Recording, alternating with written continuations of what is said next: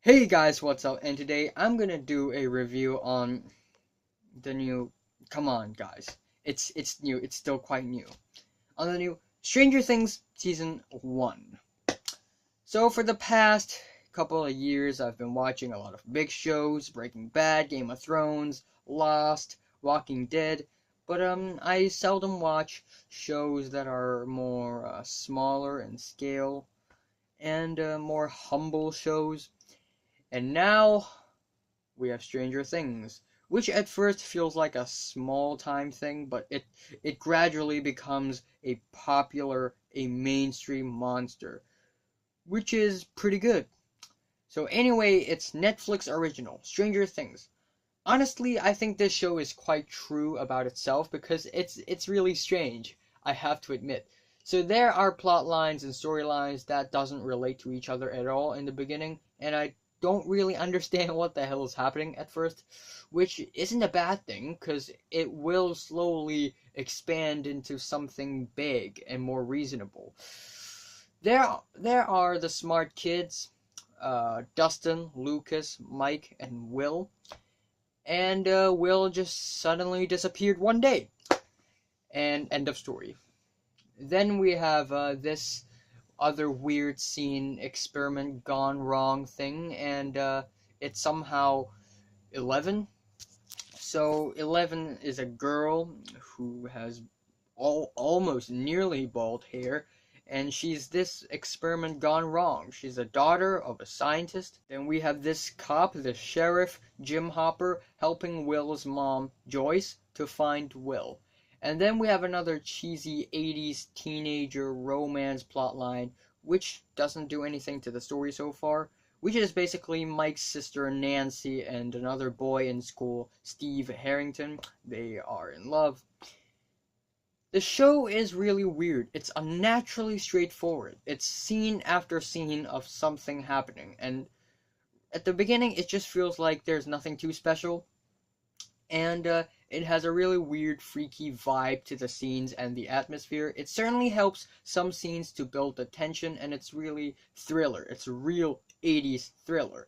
But it's a bit, yeah, I've seen this one. Not that it's cliche, but it just feels strange, like the title. But despite some flaws, overall the show really has an 80s feel to it, especially the opening, the title sequence, and the clothings, the lifestyle. It's totally 80s, and the show is good at executing that. I also have to compliment the editing and the dialogues on this TV show. It's really nice. And I also kind of like to see like middle school kids swearing. It's like when something happens, Dustin or Lucas just goes, "Oh shit," and it's realistic, but it's weird, and I kind of enjoy it. Like usually when I see kids swear or teenagers swear, it's just obnoxious. I mean, kids, not teenagers. I'm a teen. Um, but to see them swear, it's fine. It's fine by me. It's totally natural. It's hard to describe the flow of the scenes and the feeling of the show, but if the story is more intriguing and convoluted, I might be more interested. But so far, the show is really promising, and I think the Duffer Brothers have it in them to make a great TV show. Yeah, so this is episode 1, chapter 1, The Vanishing of Will Byers. Next is episode 2, or chapter 2, The Weirdo on Maple Street. Again, when I watched this episode, right now I'm watching season 2 already, but when I watched episode 2, I had no idea what's happening. Flickering lights, slimes that apparently make certain people disappear. Then we have this traumatized kid, 11, who was kidnapped by the government. I assumed it's the government, but it's actually Hawkins Labs, so I don't know. Just forget about the whole 11 thing, and the episode focuses on every character's personal lives even more. And there's like 4 scenes about the cops looking for Will, but still couldn't find him. And it's fun to watch the boys, Dustin, Lucas, Mike, interact with 11, and Eleven giving clues to where is Will. But still, I was so confused after watching episode 2. Not like the Lost kind of confused because of all those weird events that took place on an island, while the weird events on Stranger Things just feels like just feels a little bit it's trying to make sense, but then it doesn't make sense, and it all took place in a town where everyone lived. Then on to episode 3, Holly Jolly. This is where it gets good. Even more mysterious, even more suspenseful, even scarier, even closer to the answer, with story delivered with some well-written dramatic scenes. After what happened in the last scene of the last episode, the story gets stranger and stranger. Why is certain people disappearing? What happened? What is the Demogorgon? Why can someone communicate through light bulbs? It gets crazier and crazier. There's a monster under a wall trying to get out of the wallpaper, and it's scary as shit. The light started to show signs, like the light bulb started to act weirdly, and apparently Will was trying to communicate through those light bulbs, and it worked like a Ouija board. And then we found a body randomly showing up in a lake.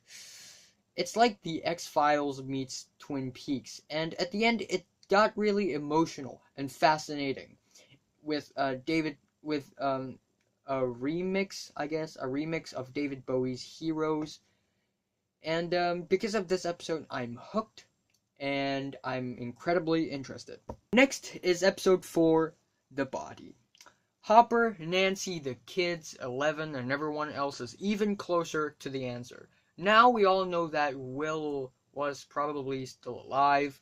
The character of Hopper and Eleven is really likable, especially Hopper on this episode. And the kids are really likable too, but I wish we could see them do something more ingenious and brilliant to tackle with some problems. The scene where Eleven helped Michael take revenge on the bully Troy was really cool. Scenes like this doesn't have to be big or dramatic or climactic. Small is fine, and the show really knows how to when to be crazy and dramatic and when to be not so crazy and dramatic. Now I root for almost all of the characters, and damn, I wish there's a happy ending to the show. I really wished. And moving on to episode 5, The Flea and the Acrobat. Another episode where everyone's even closer to the answer on where is Will. The character of Hopper is even more likable now, and the way Hopper went to Joyce's house is kind of funny. I also really like the story. People started to fall apart. Nancy found something that the boys wanted to find, while the boys failed to find something they're looking for. And a really sweet cliffhanger too. Great job. I'm rooting for all of the characters, and this episode is almost as mysterious and strange as the last one. Over to episode 6, The Monster. The first half was a bit boring, and the first half doesn't really do much in terms of story progression, but the second half of the episode is entertaining as hell. We also see how some characters face their rivals on that episode, how Jonathan faced Steve. Again, Jonathan is Will's brother, if you don't know, and Steve is Nancy's lover, and Steve is kind of the high school bully you would expect, and he kind of bullied Jonathan. And I also like how Mike and Dustin dealt with Troy the bully. And I love, on this episode, I love how Eleven had gone rogue and Lucas was mad about her, which builds a really nice character arc, character development. And I love how there's 3 searching parties for Will right now, and each party have their own way of searching. Hopper and Joyce, the kids and Eleven, and then we also have Nancy and Jonathan. They are also after Will, and that's really cool. And man, Dustin said shit a lot on this episode. Overall, it's really entertaining. It's one of the most entertaining episodes of the season and lately. and the second half is really good, and they got to find the gate, and yeah, hell yeah. Episode 7, The Bathtub, is a damn good episode, and that got me completely hooked and interested. There are some scenes that got me so satisfied and excited. The first few scenes are intense and suspenseful, and the last two scenes were emotional, powerful, potent. Even these small scenes, small things can be really powerful in this episode. And I really love the government conspiracy thriller in it, and I love the horror in it. I'm giving a spoiler alert. For the entire series so far, the thing that I anticipated the most is seeing the three parties involved in searching Will unite together and act as a team. Hopper and Joyce is the grown-ups who investigate in the right and justice way, especially how Hopper started breaking into government buildings, secret labs, and that's 1/3 of the puzzle. Jonathan and Nancy is the second party. Two teenagers, both lost a close person to this Demogorgon, and they got the teen spirit, smells like teen spirit, and they found 1/3 of the puzzle as well. They have been to the Upside Down, technically. Nancy had been there. And the third party is Mike, Dustin, Lucas, and Eleven. Brave, smart, ingenious middle school students helping Eleven investigating on their own and finding the last third of the puzzle.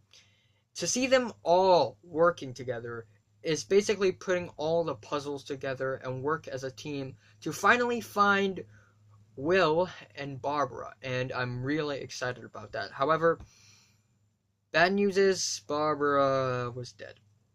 At last, it's episode 8, The Upside Down, and this is what I'm talking about. All the scenes on this episode is either really frightening in a brilliant way or very emotional and epic, just epic. And like last episode, it's a roller coaster of emotions. So I'm also going to give a spoiler alert. The three plot lines for this episode is really interesting and thrilling. Joyce and Hopper went to the Upside Down to find Will.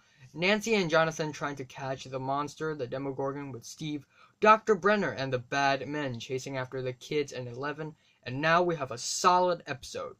And we also see flashbacks of Hopper explaining how his daughter died, and that's really emotional. And yeah, the scene where Nancy and Jonathan was trying to catch the monster, there were moments where I was expecting a jump scare, and I was like, don't, not now, nope. Nancy, Jonathan was trying to trap the Demogorgon in the house and kill it, and then suddenly Steve showed up, and the ending of the episode is so good. Like the government, the Hawkins lab people were chasing after the boys and Eleven, and they had to hide in the school. Meanwhile, Joyce and Hopper went to the Upside Down to search for Will. It's scary as shit. And I also really love the ending. Will was kind of captured, and then Joyce found Will, and that's such a climactic and emotional scene. That's really satisfying to see. I really like to see Joyce and Will's reunion. And then the ending where the Demogorgon suddenly showed up in the school, and then the government people, like the Hawkins lab people, went into the school. And then the kids were trying to run away, and it was intense. And at the end, Eleven and the Demogorgon had a 1v1, and Eleven was doing this, and her nose was bleeding. Ah! And the Demogorgon just blew up, and Eleven also disappeared. And that looks like a sad ending to a storyline. But Will was also back, so I guess it's a bittersweet ending, which I love incredibly. And yeah, I also expected a jump scare happening. I knew the jump scare is happening, but I didn't know when. And yeah, this episode is really full of great moments. There are a lot of beautiful scenes on this thing, both heartbreaking and amazing. And this episode is a roller coaster of drama, and all the storylines just kind of clash together. And it just feels so revelating and powerful and apocalyptic. It feels so final, and that's what I really love about this episode. It's all the good stuff, all the good plot, smashed, condensed into one big, grand finale of Stranger Things Season 1. And this episode is also really powerful and brilliantly written. The Duffer Brothers got it. At the end, Stranger Things Season 1 is all about family, friends, and man, how much would you do just to get back your family and friends? Overall, this show is really amazing so far. At first, it was a bit slow and confusing, but later the puzzle started to put together and the story was really entertaining and interesting. We also get to see great performances from Millie Bobby Brown and Winona Ryder. The other kids also did a great job. The story is bold, it's daring, and when I say it's scary, I mean it. It's not like those 21st century modern horror films where writers use new ways to write and want it to be scary but completely failed. Stranger Things is like the cliche scary, except it's taken to a whole new level because of the premise. And it has this 80s vibe to it, which I love a lot. And I really, speaking of 80s, I really enjoy the 80s feel to it, the production design, the costume. Good job.